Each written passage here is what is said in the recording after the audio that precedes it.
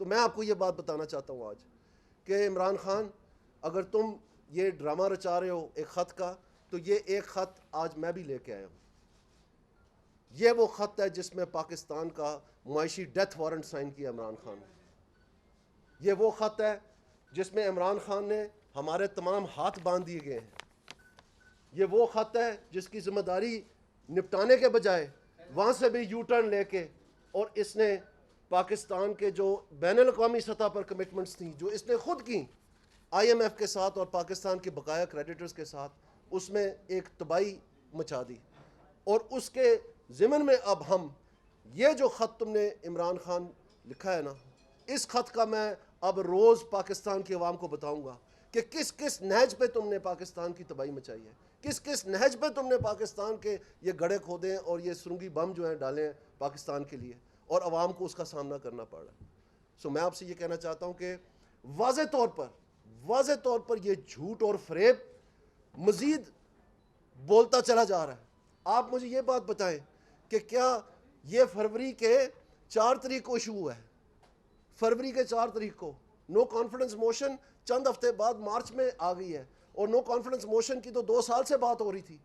آپ کون سے خط کی بات کر رہے ہیں کہ ان کو کوئی نئے انکشافات ہوئے ہیں؟ پیپلز پارٹی کا یہ تسلسل سے ڈیمانڈ رہا ہے کہ اسلام آباد اور پاکستان کو بچانے کا ایک ہی طریقہ ہے. اسی لیے تو پی ڈی ایم جو ہے اس وقت اپنے اپنے راستے پہ چل پڑی تھی، کیونکہ یہ فیصلہ نہیں ہو پا رہا تھا. مسلم لیگ نون الیکشن چاہتی تھی. آج بھی ہم کہتے ہیں کہ الیکشن کے لیے ہم 24 گھنٹے تیار ہیں، لیکن اگر ہم اب الیکشن میں جائیں گے تو مزید پاکستان کی انسٹیبلٹی کا راز بن سکتا ہے. وہ اس وقت ہمیں مستحکم فیصلے چاہیے، اس وقت ہمیں پاکستان کو سنبھالنے کے لیے فیصلے چاہیے، اور وہ کیئر ٹیکر گورنمنٹ کرنے کی قانونی ضابطے کے تحت، آئین کے ضابطے کے تحت وہ مجاز نہیں ہے. وہ پالیسی نہیں بنا سکتی، وہ کیئر ٹیکر ہے، وہ روزمرہ کے معاملات جو ہے نپٹا سکتی ہے. جبکہ یہاں پر پالیسی کمٹمنٹس کی ضرورت ہے انٹرنیشنل کریڈیٹرز کے ساتھ. ہمارے دوست ممالک کا بھی راستہ اس عمران خان نے روک دیا. ہم ان کے پاس گئے ہیں، ان کے ساتھ بات ہوئی ہے، لیکن اگر اور یہ خط جو معاشی ڈیتھ وارنٹ سائن کیا عمران خان نے پاکستان کا، اس میں سے میں آپ کو جب وہ چیزیں دکھاؤں گا تو آپ خود دنگ رہ جائیں گے کہ اس نے کس انداز سے پاکستان کا ہر راستہ بند کرنے کی کوشش کی ہے، اور یقینی بنایا ہے کہ کسی قسم کا جو ہے نا اس میں اپا نہ ہو سکے، اس میں کسی قسم کی ملم ہم نہ دے سکے. تو ان حالات میں ہم انشاءاللہ تعالی پاکستان کی عوام کے ساتھ کھڑے ہیں. پاکستان مسلم لیگ نون کی تاریخ ہے، آپ نکال کے دیکھ لیں، پورے پاکستان کی تاریخ میں جب نون لیگ کی حکومت رہی ہے تو مہنگائی کم ہوئی ہے نسبتاً باقی حکومتوں کے دوران، اور تھوڑی سی کم نہیں ہوئی ہے، تقریباً آدھے سے زیادہ کم ہوئی ہے. یہ ہمارا ٹریڈ مارک ہے، یہ پاکستان مسلم لیگ نون کا معیشت کی مینجمنٹ کا شیوا ہے. اور اس پہ ہم سمجھتے ہیں کہ آنے کے 2 مہینے کے بعد ہی آپ کو اس کی پہلی جو شعائیں ہیں وہ نظر آنی شروع ہو گئی ہیں. وہ کیسے؟ یہ نہیں کہ یہ جو ماضی کا ہے، لیکن اگر آپ اوورال انفلیشن کو دیکھیں تو یہ 9% سے جو تجاوز کر گیا تھا اکتوبر میں، یہ 1 لاکھ سے چڑھا ہے، اور یہ چڑھتا چلا گیا ہے جب تک کہ پچھلے مہینے جب ہمیں حکومت ملی تو یہ تقریباً 13.4% تھا. تو ابھی اس مہینے کی جو پہلی تاریخ کو آئی ہے وہ صرف 13.8% آئی، جس کو ہیڈ لائن انفلیشن کہتے ہیں، سی پی آئی.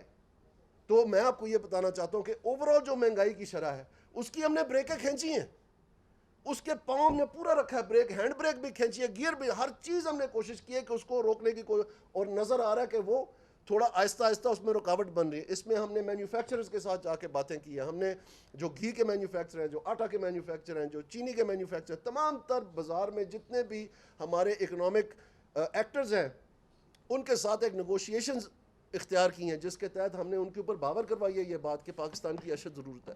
یہ مینجمنٹ ہے، یہ دن رات ہم نے کوشش کی ہے، لیکن بین الاقوامی سطح پر جو چینجز آ رہی ہیں، یوکرین کی جو جنگ ہے اس میں ہمارا بس نہیں چلتا، ہم اس میں کچھ نہیں کر سکتے. تو اس میں آپ دیکھیں کہ انٹرنیشنل پرائسز جو 100 پہ ہوور کر رہی تھی برنٹ کی، وہ ابھی 125 پہ چل، یعنی 25% اس میں اضافہ ہو گیا.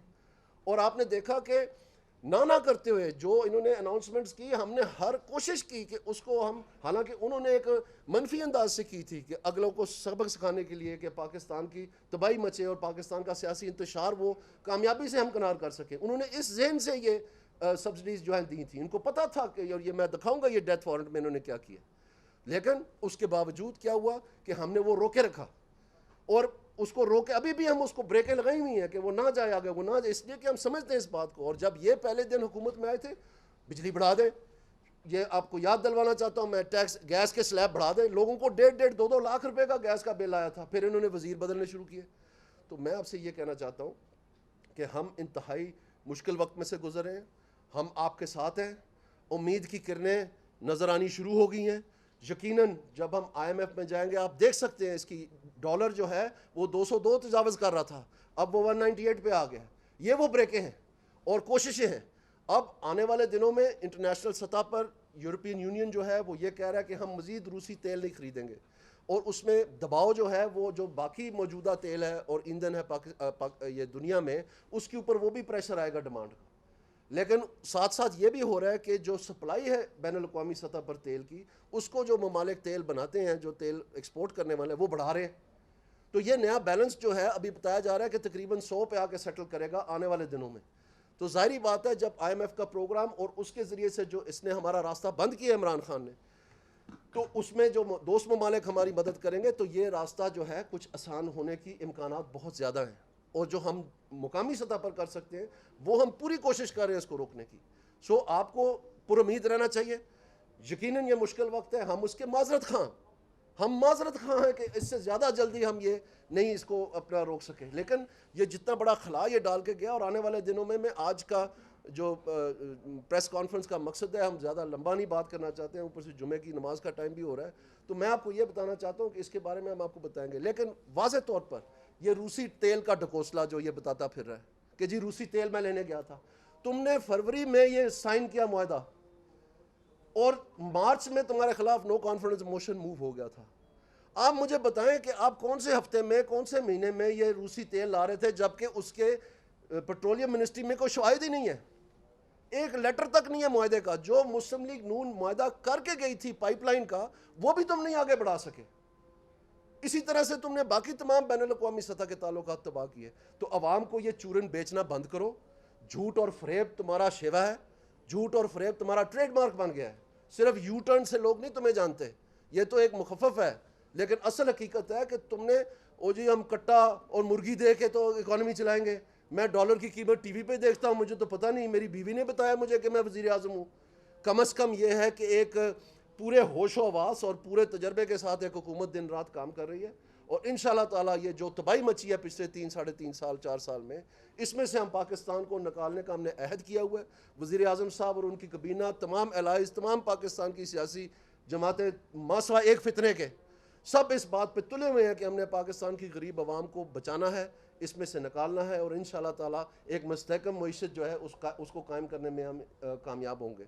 تو یہ ہم آپ کے ساتھ آج بات کرنے آئے ہیں. مشکل وقت ضرور ہے، جو آپ کو مشکلات کا سامنا کرنا پڑا ہے. ہم دل خون کے آنسر ہو رہا ہے یہ دیکھ کے کہ ہمارے اس پاکستان کے ساتھ کیا خون کی ہولی کھیلی گئی ہے، اور ہم آپ کے ساتھ ہیں اس میں. اور انشاءاللہ تعالیٰ اس مشکل وقت میں آپ یہ تھوڑی سی برداشت پیدا کرنی پڑے گی، اور ہم آنے والے دنوں میں آپ کو میں نے جیسے بتایا یہ معاملات سلجھانے کی طرف جا رہے ہیں، الجھنے کی طرف نہیں جا رہے.